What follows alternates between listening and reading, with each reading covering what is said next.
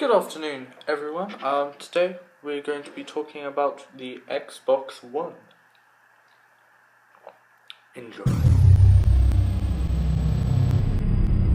Xbox One was announced last night by Microsoft, obviously, because they make it. Now, obviously, the first question that you're wondering is, what's inside it? What are the specs? And I'm here to tell you, we have some of the specs right here. The new Xbox One will feature 8GB of DDR3 RAM plus 32MB of ES RAM. So the ES RAM runs the operating system, and the 8GB of RAM can run all the applications and stuff. Whereas the PlayStation 4, and I hate to compare them because I know that they're going to be fanboys going but the PS4 also has 8GB of RAM, but 1GB of that runs the operating system. So it only has 7GB of RAM free for gaming and applications and all of that. It has 500GB of onboard hard drive space. The CPU that's using is an 8-core times 86 architecture processor. Basically that means it's pretty fast to all of you people who have no idea what that means, like me. It's going to have a Blu-ray disc thing, so you can put Blu-ray things in, which you didn't used to be able to do before. It's also going to have an HDMI input, which is old, but it's also going to have an HDMI output, which we will talk about later. Some of the brand new features of this new Xbox, I will now tell you them. Well, obviously I'm going to tell you them. One of the new things it has is that it will have a constant internet connection. However, this is not mandatory, as was the rumour going around the internet. So it doesn't have to be connected to the internet all the time, but it will. And by doing that, it will constantly update everything. So like, you will never have to be sitting there like, gotta wait for this game to update, waiting, drinking coffee. So that would be great. Never have to wait again. Another thing that it's going to be able to do is going to be able to multitask. So you could be having like a Skype call and then playing whatever game you want to play, or watching a movie, or browsing the internet. Now, as I was saying about the HDMI input and output, what it's going to be able to do is you're going to be able to have your satellite or cable box. You're going to be able to plug it into your Xbox and then plug your Xbox into your TV. So you can watch the TV from your satellite or cable box on your Xbox without having to switch channels or anything like that. You just plug it in and it's all done, which obviously is amazing. Except I don't have a cable or satellite box, so that's absolutely useless for me. But to those of you who do,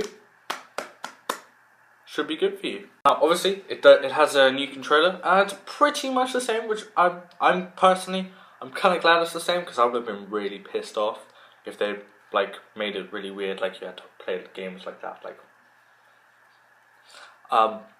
But one of the new features is that the Kinect can track the controller wherever it is in the room. Which brings me onto my next new thing. They have a completely new, well, not completely new, but mostly new Kinect. It now has like a wider field of vision, a much more advanced tracking and recognition.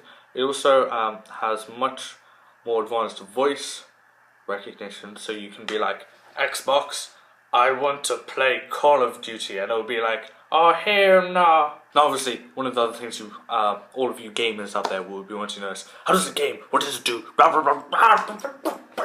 And according to some of the preliminary supposedly in-game videos that we've seen, this machine games like an absolute beast. The graphics look beautiful.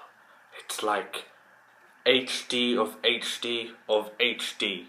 It looks amazing, but those trailers may not be in-game footage or real-time footage, so that's but hopefully, if it looks like that, it will be absolutely beautiful. I've also added a new achievement system and a new matchmaking system that should match you with players of similar skill and like similar style of gaming. So if you want to play Call of Duty, it'll match you up with somebody who's like on a similar kind of rank, played a similar number of hours, plays a lot of like similar first-person shooters. So that should be good.